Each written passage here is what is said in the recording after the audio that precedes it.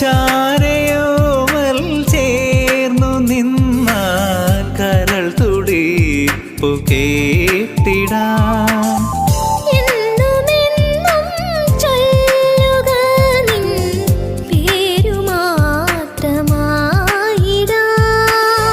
എത്ര നാളായി മധുരമാമീ കാത്തിരിപ്പെന്നും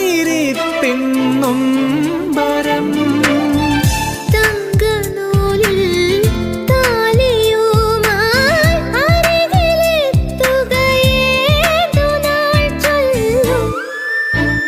അരികിൽ വരൂ വസന്തമായി മനസ്സിൽ മലർ ചൊരിഞ്ഞിടാൻ കൊതി.